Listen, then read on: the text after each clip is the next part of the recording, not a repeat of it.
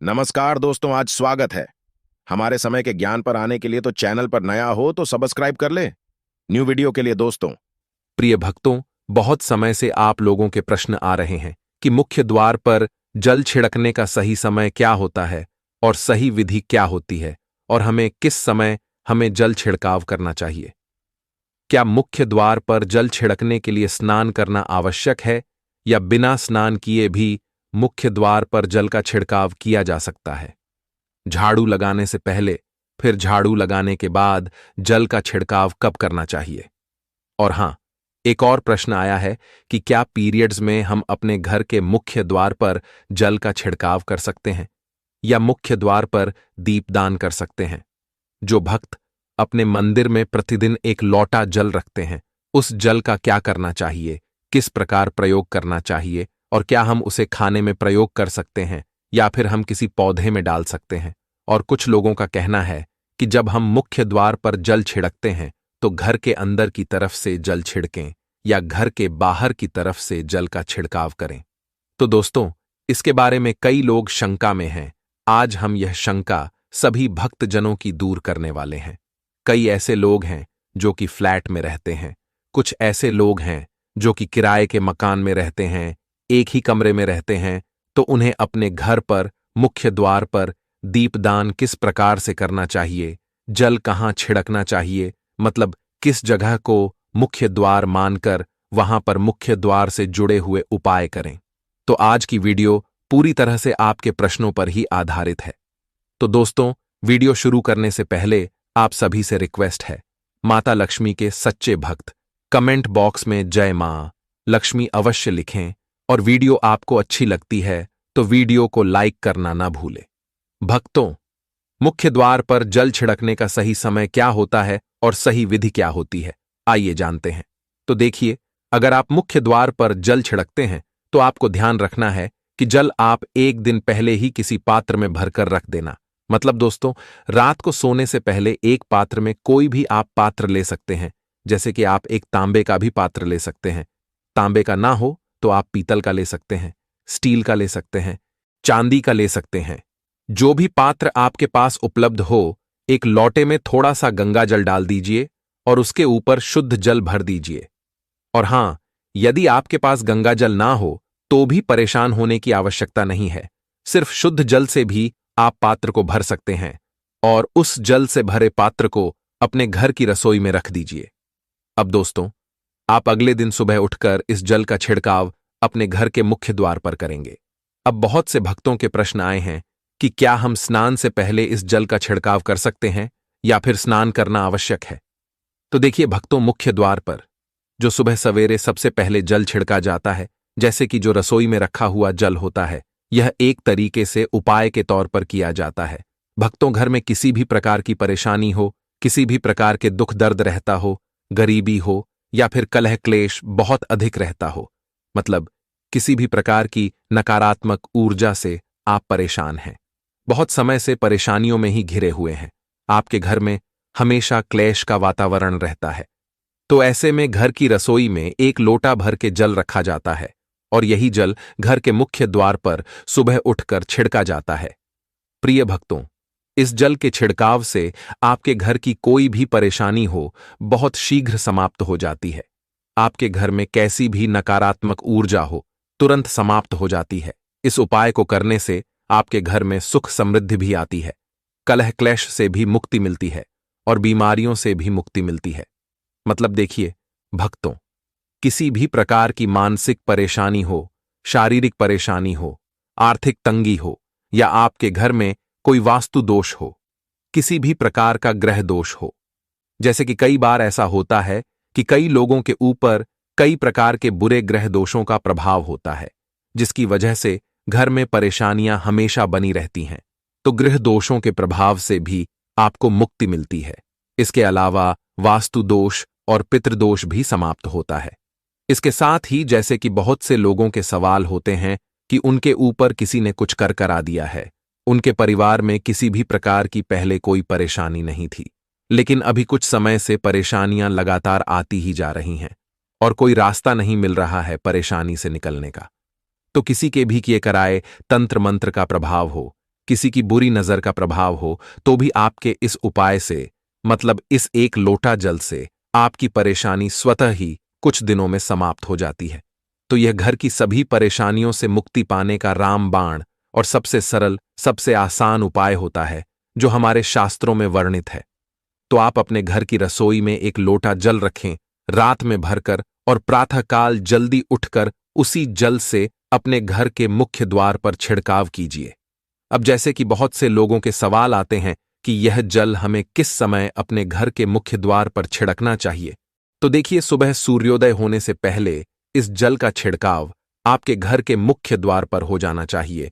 आप चाहे इसके बाद आप शुद्ध जल से, मतलब किसी भी दूसरे जल से अपने घर के मुख्य द्वार को धोते हैं तो कोई समस्या नहीं है, लेकिन इस जल का छिड़काव घर के मुख्य द्वार पर सूर्योदय होने से पहले हो जाना चाहिए। अगला प्रश्न है कि क्या हमें स्नान करके इस जल का छिड़काव अपने घर के मुख्य द्वार पर करना चाहिए या फिर बिना स्नान किए भी कर सकते हैं?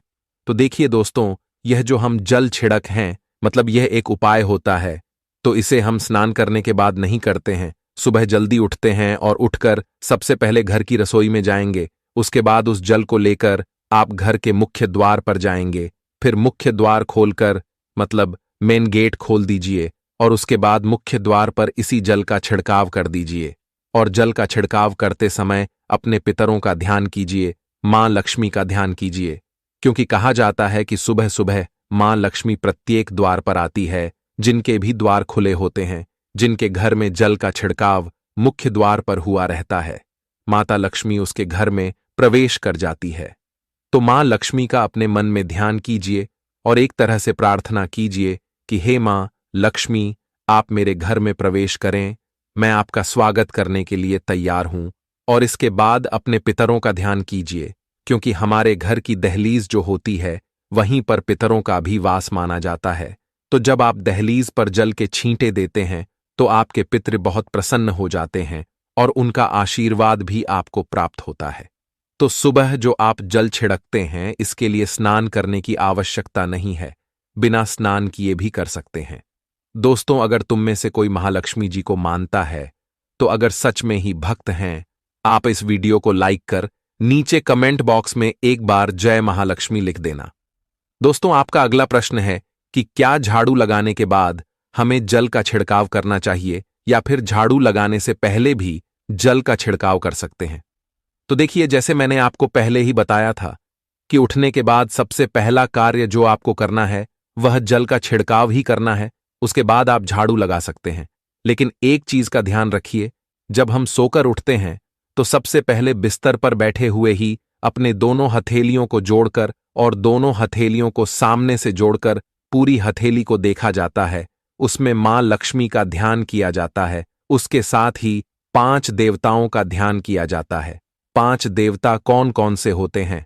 मां दुर्गा, भगवान शिव, भगवान श्री हरि विष्णु, गणपति गजानन और भगवान सूर्य देवता। इन 5 देवताओं का ध्यान हम अपने हाथों में ही करते हैं। उसके बाद दोनों हाथ जोड़कर सभी देवी देवताओं को प्रणाम किया जाता है और उसके बाद अपने हाथ से पृथ्वी का स्पर्श करते हैं, धरती को छूकर प्रणाम करते हैं 2 बार या 3 बार, और उसके बाद अपना दाहिना पांव पृथ्वी पर रखते हैं। जल का छिड़काव आप उसके बाद ही करेंगे, मतलब सुबह उठने के बाद सबसे पहले हथेलियों के दर्शन, फिर धरती को प्रणाम कीजिए, फिर धरती पर पैर रखे और उसके बाद रसोई में जाकर आपको जल लेना है और घर का मुख्य द्वार खोलकर मुख्य द्वार पर जल का छिड़काव करना है। साथ ही मां लक्ष्मी का और अपने पितरों का ध्यान करना है। उसके बाद आप अपने घर में आ जाएंगे और उसके बाद जो भी आपके काम होते हैं, मतलब झाड़ू लगाएंगे या फिर आप स्नान करेंगे, ये सभी कार्य उसके बाद किए जाएंगे। कई लोगों के प्रश्न आए हैं कि हम किसी फ्लैट में रहते हैं या फिर किसी ऐसे कमरे में रहते हैं, किराए के कमरे में, कि हमारे पास एक ही कमरा है, तो हम जल का छिड़काव या फिर दीपदान कहां पर करें, किससे हम अपना मुख्य द्वार माने? तो देखिए, जो आपका अपना कमरा है या फिर जो फ्लैट है आपका, जहां पर आपका नेम प्लेट लगा हुआ है, आप उसी स्थान पर दीपदान करेंगे और उसी स्थान पर आपको जल का छिड़काव करना है। मतलब जहां पर आपका अगर एक ही कमरे का मकान है तो आपके कमरे का दरवाजा है, वहीं पर आपको थोड़ा सा जल छिड़कना है और वहीं पर आप दीपदान भी करेंगे।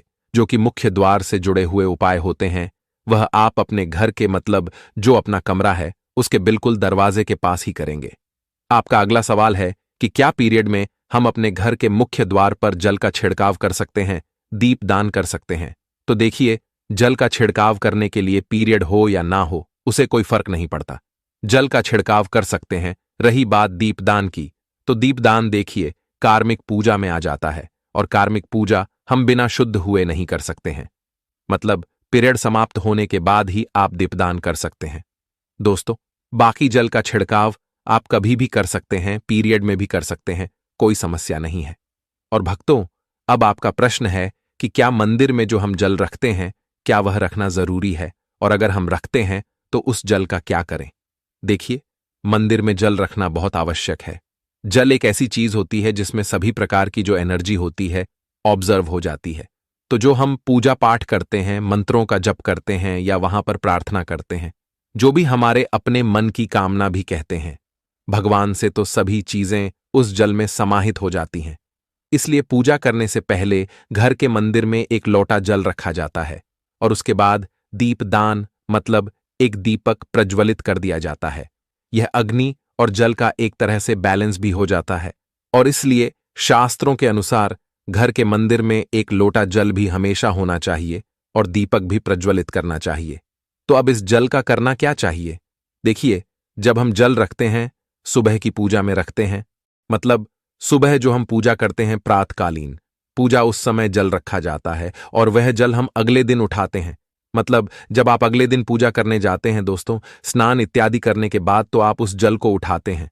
सबसे पहले तो उस जल का प्रयोग सुन लीजिए। आप अपने घर के सारे कमरों में मतलब पूरे घर में उस जल का छिड़काव करते हैं, तो इससे आपके घर का शुद्धिकरण हो जाता है, क्योंकि वह बहुत ही पॉजिटिव एनर्जी से भरा हुआ जल होता है। उस जल का छिड़काव करने से किसी भी प्रकार की नकारात्मक ऊर्जा का प्रवेश आपके घर में नहीं होता, किसी भी प्रकार की परेशानी आपके घर में हो। अगर आप नियमित तौर पर उस जल का छिड़काव करें अपने घर में, तो निश्चित ही आप परेशानियों से मुक्ति पा जाते हैं, किसी के कराए तंत्र मंत्र के प्रभाव से मुक्ति पा जाते हैं। दूसरा, इसका उपाय आप कर सकते हैं। जैसे कि घर में कोई बीमार है, तो आप इस जल को उस व्यक्ति को पीने के लिए दे सकते हैं, और यह जल इतना पावरफुल होता है कि इस जल को पीने से बड़ी बीमारियों से मतलब लंबी बीमारियों से भी धीरे धीरे राहत मिलने लग जाती है। कई बार भक्तों होता है ना कि आप लोगों के प्रश्न आते हैं कि दवाई तो हम कर रहे हैं, लेकिन दवाई हमें लगता ही नहीं है, दवाई का कोई प्रभाव ही देखने को नहीं मिलता। तो ऐसे में अगर उस जल को पीने के लिए रोगी को दिया जाए तो बहुत अच्छी दवाइयां काम करने लग जाती है।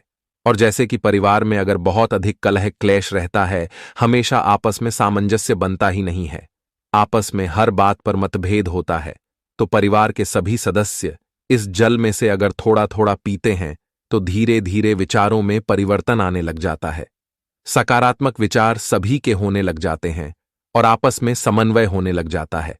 घर से कलह क्लेश और मतभेद हमेशा के लिए समाप्त हो जाता है। और मंदिर में रखे हुए जल का अगला उपाय क्या है?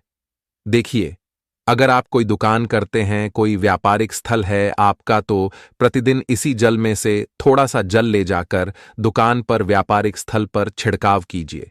इससे आपका दुकान आपका काम बहुत अच्छा चलता है। मतलब किसी भी प्रकार की परेशानी आपके व्यापारिक स्थल पर नहीं आती है, क्योंकि जैसा मैंने आपको बताया, ये जो जल होता है बहुत पावरफुल होता है, बहुत पॉजिटिव होता है। तो इस जल का छिड़काव करने से बहुत सारी परेशानियां स्वतः ही समाप्त हो जाती हैं। जैसे अगर आपकी दुकान पर किसी की नजर लगी है, बहुत से लोगों के प्रश्न आते हैं कि हमारे काम को किसी ने बांध दिया है, मतलब किसी की बुरी नजर ऐसी लग गई है कि पहले तो दुकान बहुत अच्छी चलती थी, अब नहीं चल रही है। तो आप इस उपाय को कर सकते हैं। निश्चित ही बहुत जल्द ही आपको परेशानियों से मुक्ति मिल जाती है, और दिन दूनी रात चौगुनी आपके व्यापार में तरक्की होती है। और हां, मंदिर में रखे हुए जल को आप अपने घर की रसोई में खाना बनाने में, पीने में भी प्रयोग कर सकते हैं। लेकिन भक्तों, खाना बनाने में प्रयोग तभी कीजिए जबकि आपके घर में बिल्कुल सात्विक भोजन बनता हो, मतलब लहसुन प्याज अगर आपके घर में बनता हो तो खाना बनाने में इस जल का प्रयोग नहीं किया जा सकता है। फिर आप इस जल को थोड़ा थोड़ा परिवार के सदस्य मिलकर ग्रहण कर सकते हैं और बचे हुए जल को आप अपने घर में पौधों में डाल सकते हैं। तो देखिए, ऐसा नहीं है कि मंदिर पर रखा हुआ जल बेकार होता है, किसी काम का नहीं होता है। बहुत सारे उपयोग इस जल के होते हैं। अगर हम सही तरीके से प्रयोग करें तो अपने जीवन की बहुत सारी परेशानियों का समाधान मात्र इस एक लोटा जल से हम कर सकते हैं। तो ध्यान रखिए कि मंत्रों से अभिमंत्रित जल बहुत महत्वपूर्ण होता है, बहुत शक्तिशाली होता है। वीडियो बढ़िया लागी हो तो चैनल को सब्सक्राइब कर ले, क्योंकि हमारी लेटेस्ट अपडेट के लिए